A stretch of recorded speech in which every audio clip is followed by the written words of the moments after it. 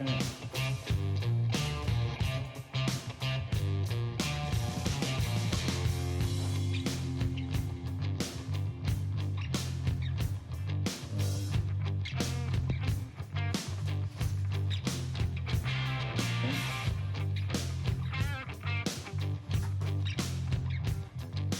Super. Ready? Lovely stuff. Back we are. Back we are. Here we are. Back again. Good English, Yes. I think this will be episode 11. I think. As we come towards the end of, well, the business end of 2025. What a year it has been thus far. I do think this is the time to start a campaign, which is Mum and I want to go to the NRL in Las Vegas. And if anyone can make that happen, please do. I feel like we should have like a Kickstarter or a GoFundMe. Mum and I go to the rugby in Las Vegas. Really? Yeah, really. I think that could be pretty fun. Because, like, when will that be? That'll be in about, from the time this comes out, it'll be, probably still the best part of 6 months away. Not quite, 4 or 5 months away. And it's like, yeah, let's start a whole campaign to get us brilliant seats, tickets to the NRL opening round in Las Vegas. I think I'm alarmed. You're scared of this? Do you think this could possibly happen? No. No. The other thing that we should say is that, and I'm just going to say, if you haven't joined, if you're not following on Instagram by now, or haven't joined the mailing list on Substack, the free tier on Substack, I feel like I'm gonna sneeze. Oh dear. Oh dear. Might be tissue time. If you haven't joined either of those, then please do, because we've got some birthdays coming up, or it might in fact be our birthday by the time this comes out. Right. And they're not significant though. But we want to. They're just on the way. Yeah, sure. But on the way to significance. Okay, right. Well, I was thinking we would have a live stream around either the time of our birthday or Christmas, depending on how things kind of land. So refer to the socials. But yeah, if you know anyone that can hook us up with NRL tickets in Las Vegas, what should the campaign be called? Take Mum and I to Las Vegas. Vegas. Take me to Vegas, baby. The Barrow goes to Vegas. We could do a special over there. Oh. And you could see Celine. You could see Celine Dion. Yeah. All of those things. It'd be great, wouldn't it? Yeah. Okay. Well, that's enough fun. Let's get sad and miserable. You were saying earlier, and I don't want to get too sad and miserable, but you were saying earlier that you were having some misgivings this morning, I feel like. Do you recall this? You've given me a look like you have no idea what I'm saying. Yeah, I do know what you're talking about. Not necessarily misgivings, just moments of enlightenment. Moments of enlightenment have come all too late in life. Right. And when you're doing something like this, it's very easy to look back, point the finger. Can I just stop you there?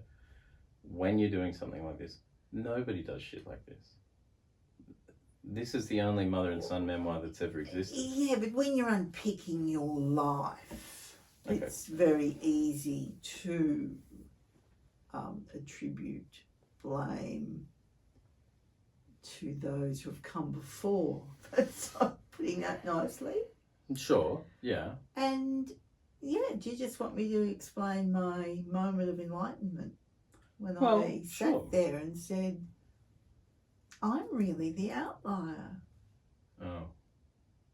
in the family. Yeah. My mum and dad, for all their flaws, their quirks, were really just going about their business in the context of the time they were living. Of course. I think it comes after what we talked about Most recently. They were going to dances. My father was incredibly shy, but he was playing A-grade cricket. He was playing tennis. He was playing footy. Mm-hmm. So there was all the social things around the footy, sports club, about especially the footy club. Yeah, of course. Yeah. Footy socials, and raising money, and even though he was sort of shy, reserved man, sport gave him a certain standing. Yeah, of course. And he was just out and about going to Saturday night dances as you did, and so was my mother. Yeah. I can't exactly remember where they met. Maybe it was just at a dance. I think possibly, yeah. And you know, then we get to talking about me and my reluctance to just do anything socially. Yeah. Growing up. Your avoidance, yeah. Yeah. Where does that come from? Yeah, sure. Yeah, so I think there's a few things going on. I think you were sort of worried that the last few episodes were a bit too sort of blamey. I don't think that they were. I don't think they were. I think episode 9 wasn't. I think I even said it during one of the episodes, was that, like, you know, you think a lot of the stuff is bad when you're doing it live. You're like, oh man, what are we even saying? Yeah. And I think I apologized for getting off tangent or something, like going off track. And then when you listen to it, it's like, oh, that made complete sense. Yes. It's a conversation between two people. Yeah, and look, I'm not trying to erase all the issues that were in the family, but and certainly my mother's demeanour made me feel pressured to be perfect. So there's all that being intertwined, but I've not got the desire to go out and about. It's a fine line, right? Like, yes, okay, so it's a delicate balance between, you know, looking back, you know, what's that? Don't look back in anger. Looking back and what? It was a little meow. Yeah, there's a little meow coming from the other side of that door. There's a little friend that wants to come in here. So anyway, there's the looking back, the tendency, as well as the worry that you're falling into that tendency of blaming, assigning blame unfairly. But then there's also, I guess you got to weigh that up against kind of like, well, you know, not trying to overcorrect, because, you know, you did end up in the situation that you ended up, and you felt how you felt. That's exactly right. You can't apologise too much for your feelings. And so therein lies this difficulty when absolutely. You are trying to unpick the past and work out, gee, how did I get here? Absolutely. It's so complex and yet simple at the same time. Yeah, of course. That's the you know, that's the puzzle of life, right? Yeah, that sure. On the surface of it, it is really simple. Make decisions, follow your passions, you know, and your intuition to the best of your ability. You know, don't sweat the small stuff, you know, all that stuff, right? Yeah. But then you live a life, and you know, it's not that. No. But one of the things that you said then that, what you just said made me think of something. Okay, so I'm getting text messages on my computer, which is really annoying. Yeah, just anyway, block it out. Yeah, of course. I hope that hasn't affected the recording. Just let me do a little check. No, it has not. Okay, so what you said made me think of the fact that the toll or the effect that life has on you, like your parents weren't the same people when I met them as they were at the beginning, and and there's that thing, right, is that like life has a way of really dragging you down. You can start out really, I mean, like, I'm a case in point. I started out thinking I was this really light, you should say. Look at that paw. Word. There's a little paw curled up under the door. It's He's very looking cute. for dinner, but far too early. Yeah, way too early. Anyway, fuck, man, we got to stay. That cat. I started out thinking that I was very sort of light and bubbly and what have you. Yeah. And then, I got like really pulled into this very, very dark, overly serious, quite angry, like, place for a long, long time. And it's only recently that I've kind of like been able to pull out of that nosedive. Yeah. Which has got a lot to do with medication and chemical balances and all sorts of stuff. But like, to be back to having a sense of humor, not really worried about what people think about what I have to say. Like, it has taken so long, and there's so many to pull back out of that. But there's so many factors, right? It's like, I think just aging, affects people differently. And then I think, you develop certain habits or you don't. And then things they break your way or they don't, and those kind of like those hits just compound. Yeah. And it's really, really easy for people to like lose their way. Yeah, absolutely. And when certain events happen and are sort of misinterpreted or reacted to in an over-the-top way. Yeah. And that relates to our situation when everything got so serious. Yeah, absolutely. Yeah. Okay. Sorry. I've got to...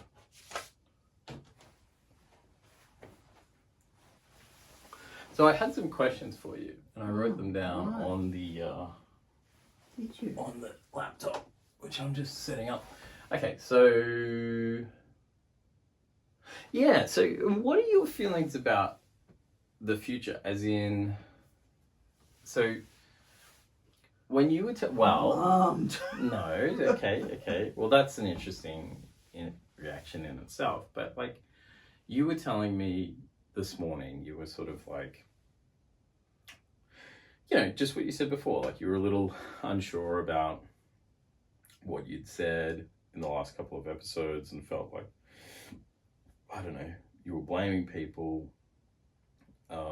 And then you were going, well, actually, I feel like I'm sort of the outlier here. I think I said something to you this morning, which was along the lines of like, reflecting on the last couple of episodes. I feel like part of why we're doing this is because like I still find you so like you're still this like mystery to me, because like and not in a good way. Do you know, as a child and as a teenager growing up, and I used to take it in a good way, you used to say, Mum, you're very unique. It's all right, you're very unique. Yes, well, that was my pat you on the head. And go away and change. Yeah. You're very unique. I think I was just having a little moment of feeling sorry for myself this morning. No, but it wasn't. Thinking, I'm still this strange person. And that's the story. That's it. Well, yeah, okay.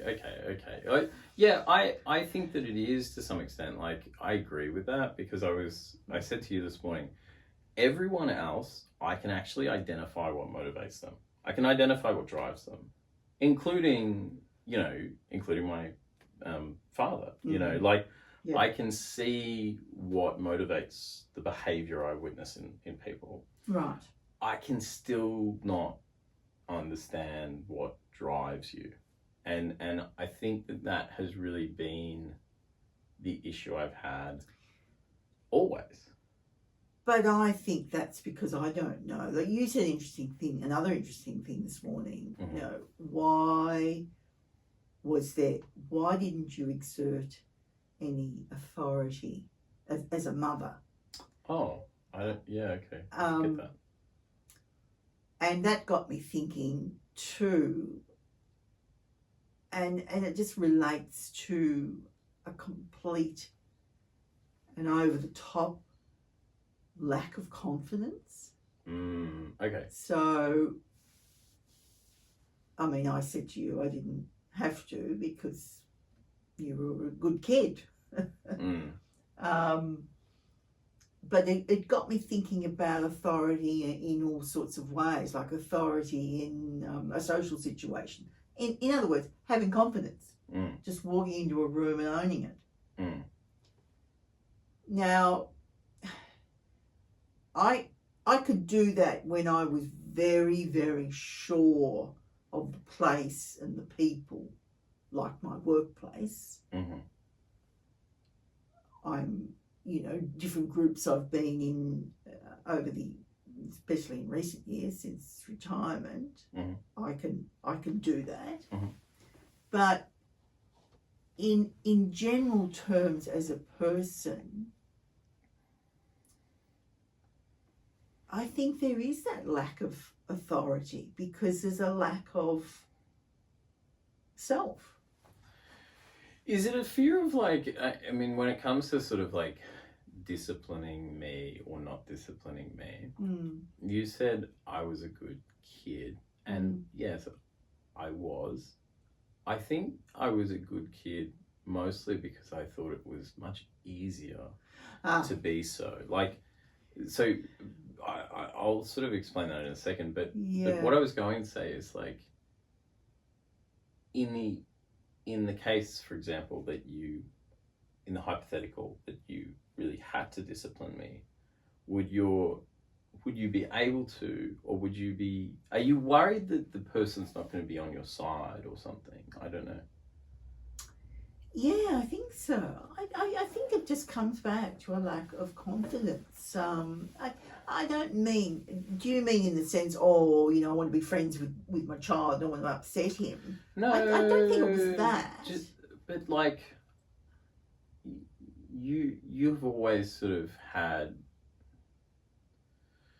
it's almost like a fear of abandonment, really. Like, if you have crosswords, the person might leave or something. You might find out they're not on your side. Yeah. I've always wondered about that. Well, yeah, that's a fair point to make. And because that's kind of like a PTSD with the divorce, I would think. Yeah. I don't know, but that's later in life. I don't know. That is. But I think too the lack of confidence comes from always deferring.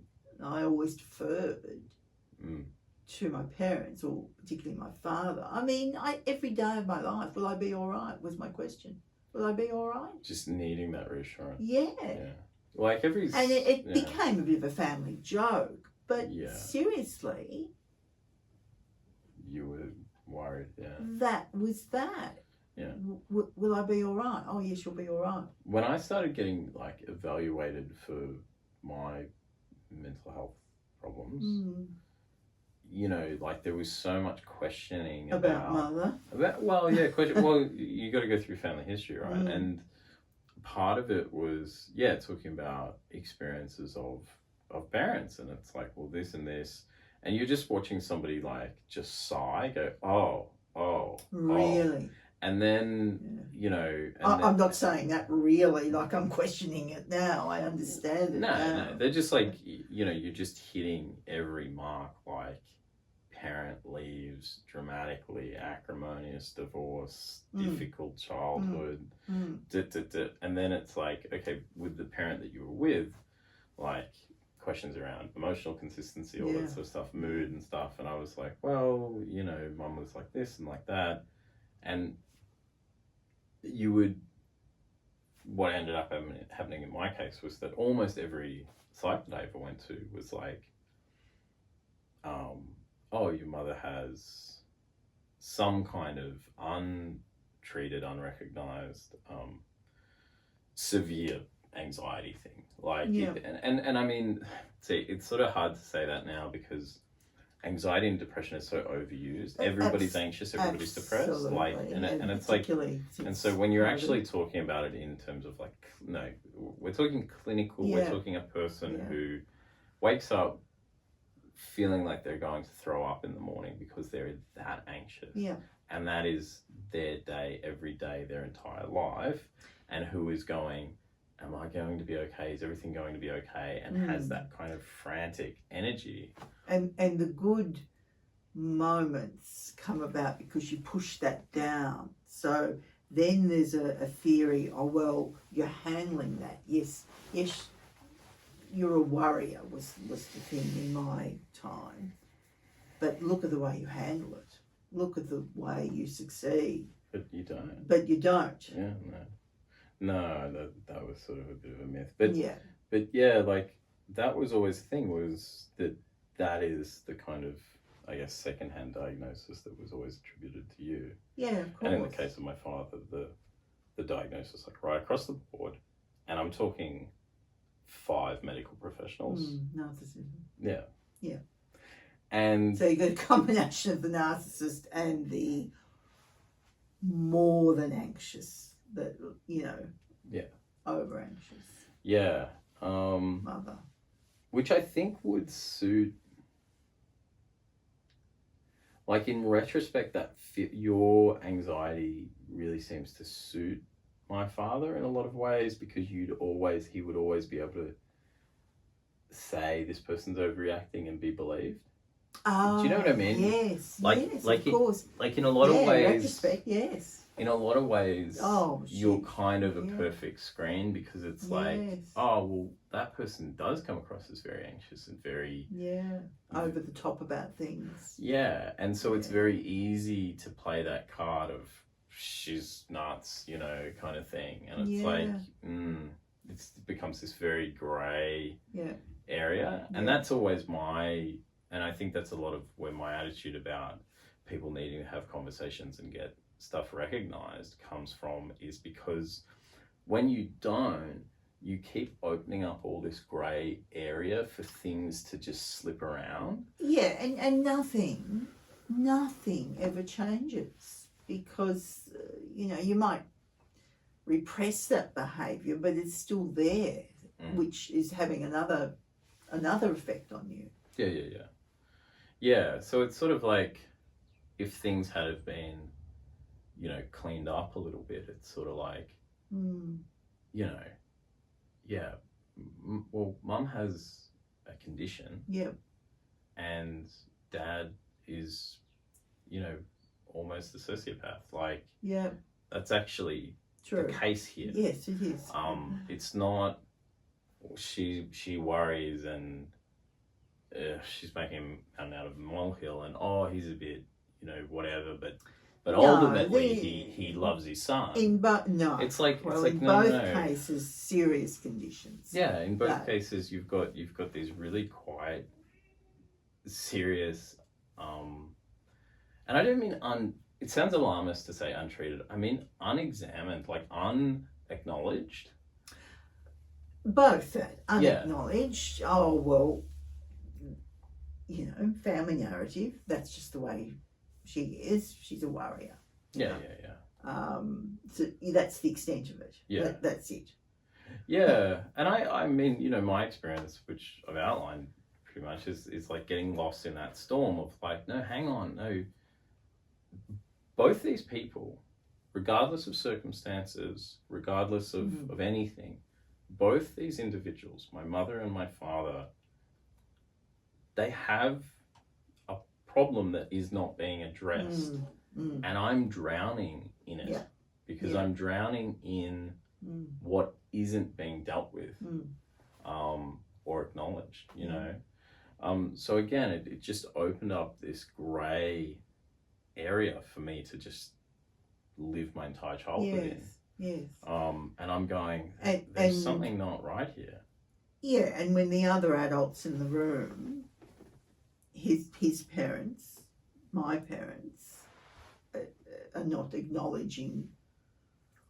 Well, it's interesting. Any problem. In both cases, the parents are highly motivated to ignore the problem.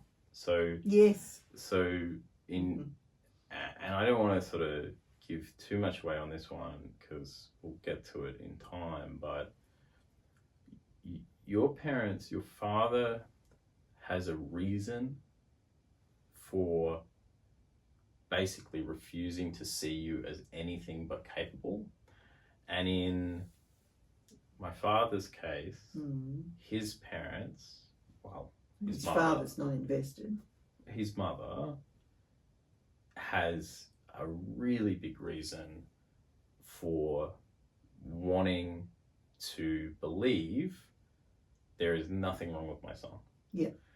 And that's absolutely I right. kind of became bizarrely like a victim of these one generation back people who just didn't want there to be a problem and were not gonna have that on their record.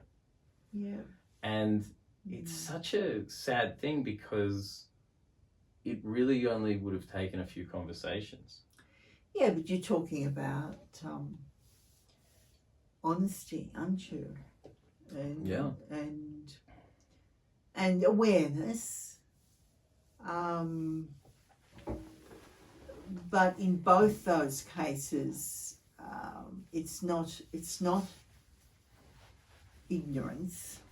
So it's not really a lack of awareness. It's as you say, they're got vested interests in both your father and your mother being the best people they could be. Yeah. And then I became a writer. And I started challenging this narrative. Yes. And all the secrets laid bare. Well, that has become a bit of an issue, as it's turned out. Interestingly, and I suppose ultimately unsurprisingly, it has become quite a problem for some people.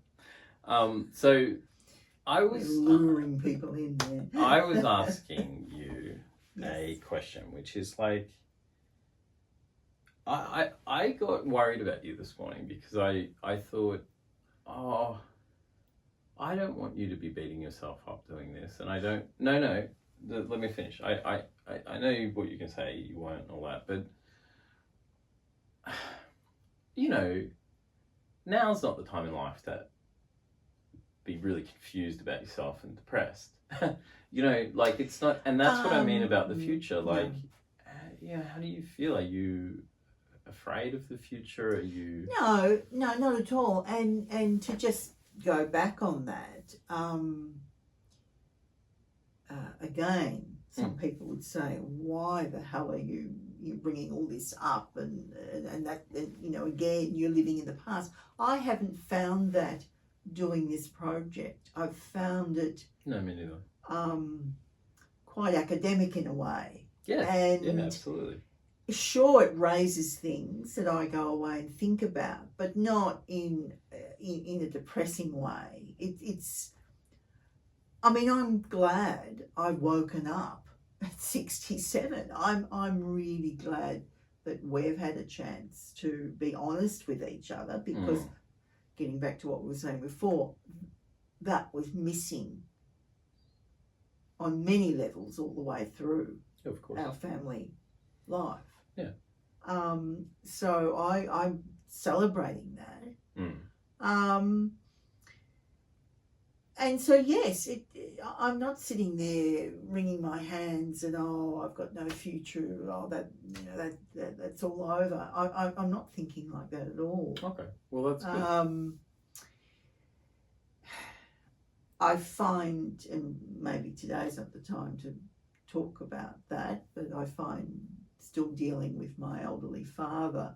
Oh, no, today's fine. Well, I find that really difficult in the sense that he represents that past. That's really tough, yeah. And I just find, while I'm moving on, actually moving on, doing this project, yeah, I'm dragged back. That's dragging me back. Yeah, another way of putting that is that he represents everything that we're dissecting. Yeah, and it's creating a larger distance between you and him. Absolutely.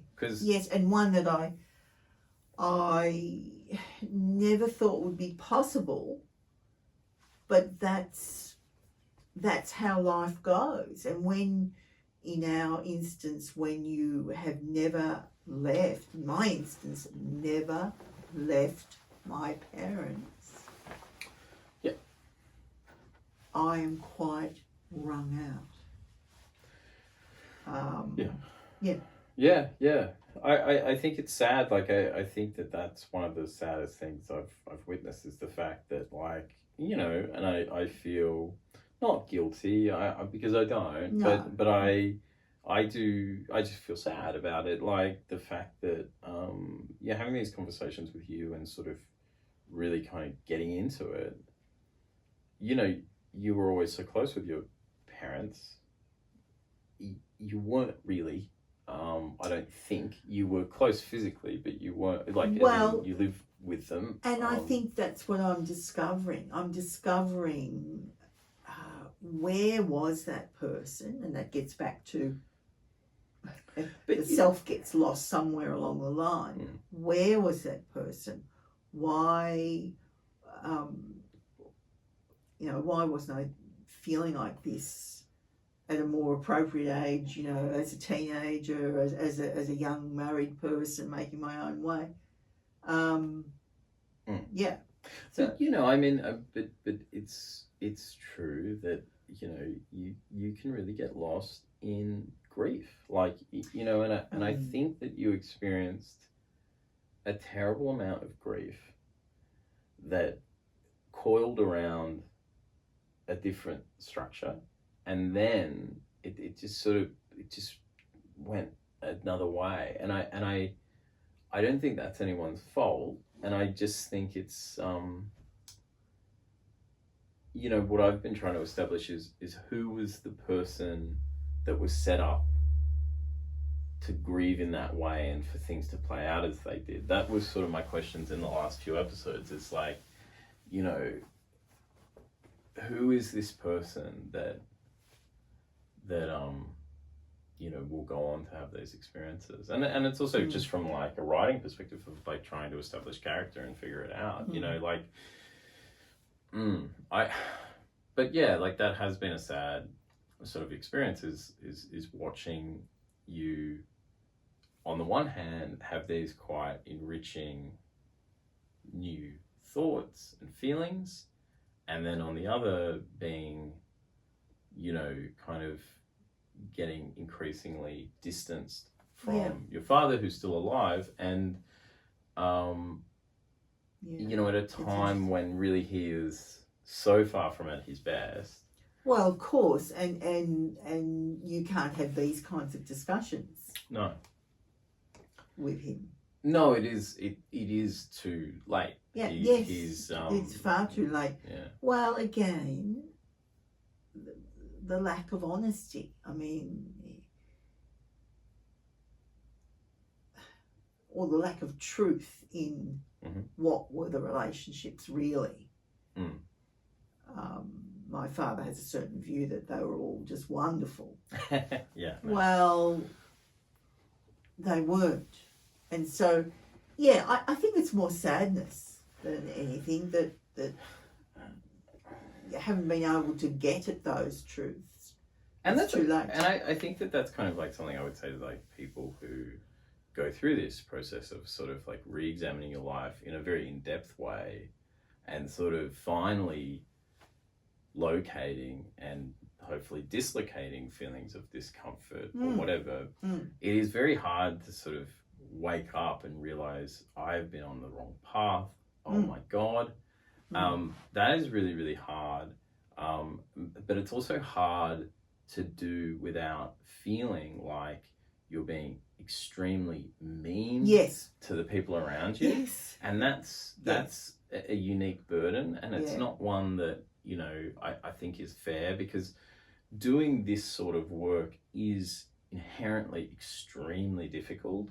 And yeah, but I think getting at the truth at any time is extremely difficult. It comes with levels of pain. Yeah, but my point is that you know, if you're going through something like that, whoever you are, like, you know, it's a hard road, but I think it is also a rewarding one. But just, you know, protect yourself a little bit from the fact that, you know, there will be people going, oh, you're a horrible person. Like, you've turned around and you've just sort of turned your back on a parent, or you've turned your back on somebody because you had a bad time or something. You know, how selfish is that? Yeah. Well, it's not. It's, you know, everybody's on their own journey, and that's okay. Yeah.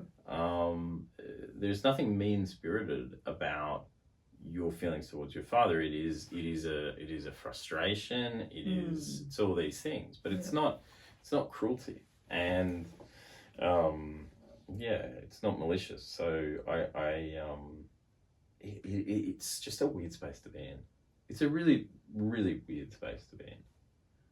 And that's why I asked you that question. Like, how do you feel about going forward now? Like, you know, Yeah, I do acknowledge it is a weird space to be in, because, and when I say, I'm not being regretful when I say, oh, I should have, you know, been a different teenager, or I should have been different in my 20s or my 30s. Of course I should have been, but I wasn't, and this is my story. This is how it's evolved, and I'm dealing with it. And I think doing this, what we're doing together, is part of that dealing with it. Yeah, it's finally being addressed, because I think I was just, you know, paddling through life. Yeah. And I was going through life with a lot of inner frustration, but I couldn't articulate it. Yeah. I'm articulating it now. It doesn't change anything. Yeah, no, of course. And retrospect, people will say, oh, retrospect's, you know, easy to do, but this is more than retrospect. Yeah. Yeah, you know? Good. Well, that's good.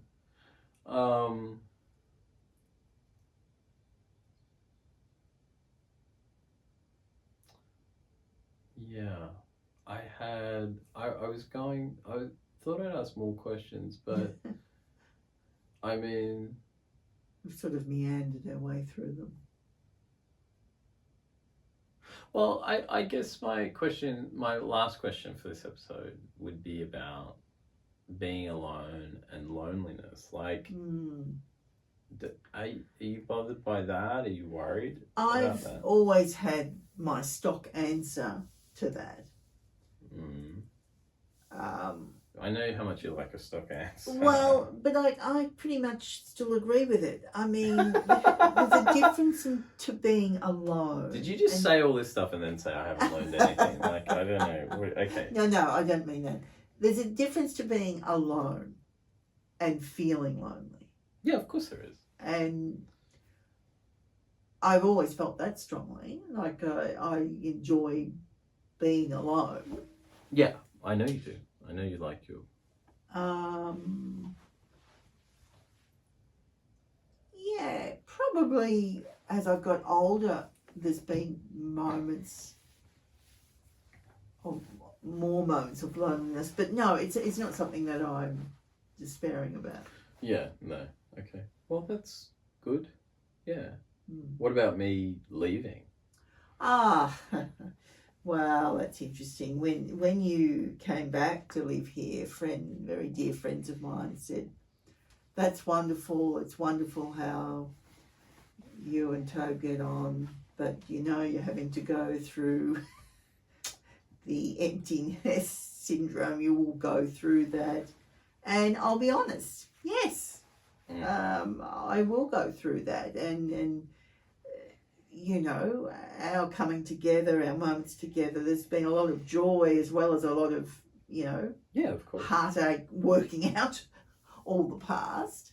And yeah, I will miss those moments. Yeah. And I don't think you realise that until you are a parent, that empty nest syndrome is real. Of course it is. And particularly, I've had as I said, the joy of sharing adulthood with you now. Mm-hmm, and, Yeah, I mean, I haven't got those worries that, I worried about responsibility and I worried about,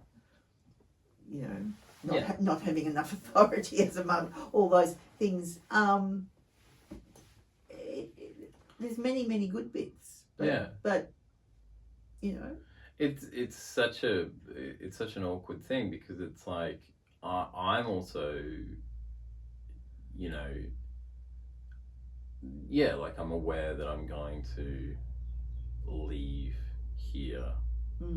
And it's kind of like, I mean, I don't want to because I'm really enjoying having this relationship with you. But I can't, just get stuck on that now. No, it's important for you to grow and follow your own path.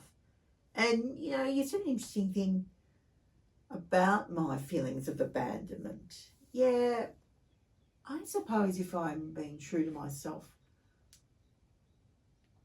I do experience those feelings sometimes.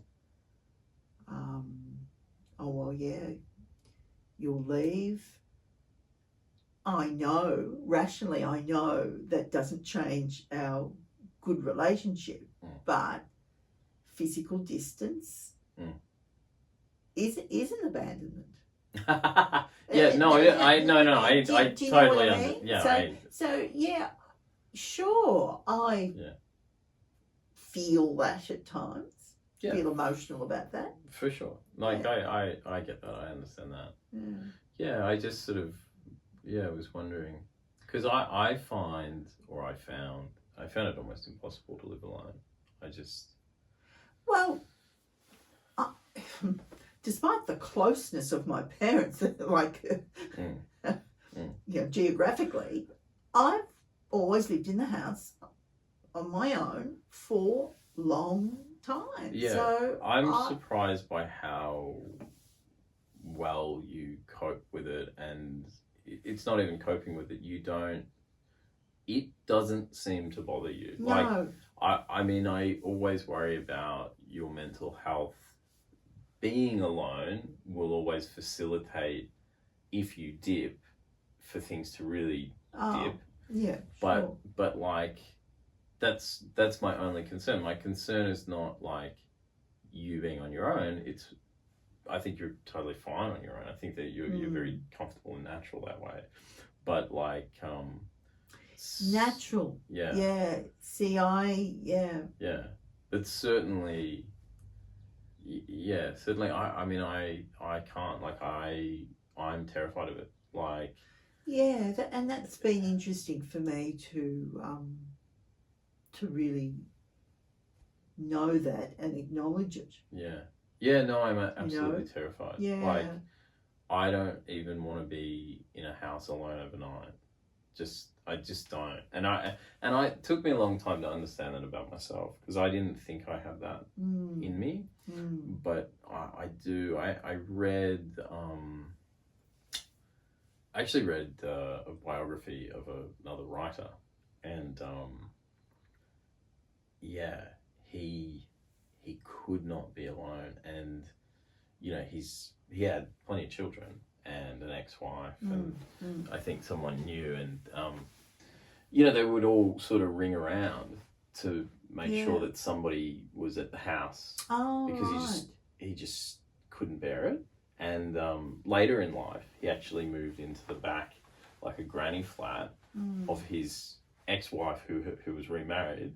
They had him living in the back of their place just because he just had to be. Yeah.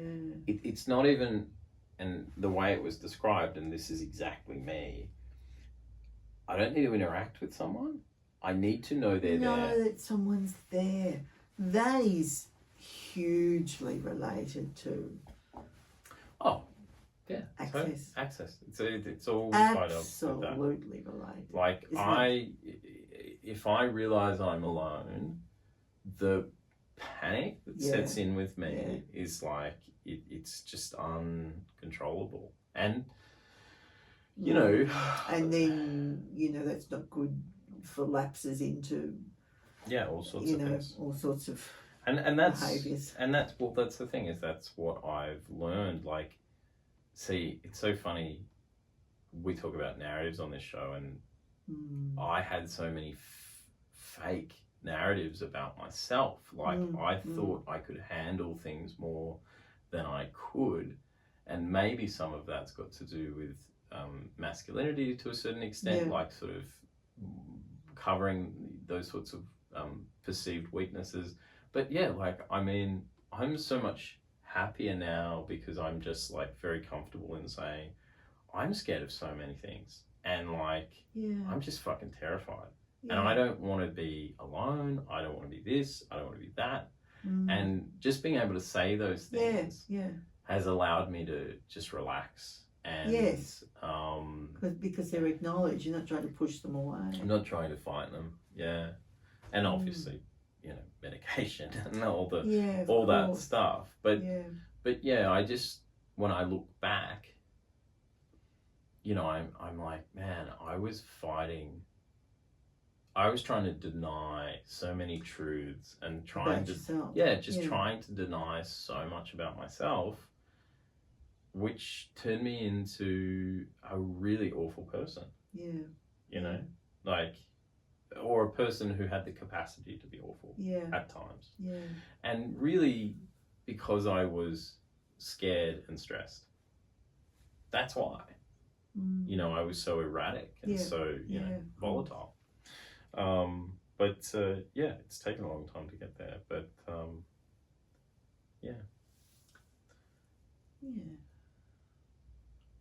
Wow. Episode 11. In the bag. What's wrong? I was just checking the time. Well, that's not the real time. The real time's an hour different, because that watch hasn't been updated. I understand. All right. Thanks for watching. Listening. Thanks for listening. Or watching. And GoFundMe, Kickstarter, hashtag Mum and I in Las Vegas. Get us to Las Vegas. Bye. I want to go to the NRL thing that they've got over there.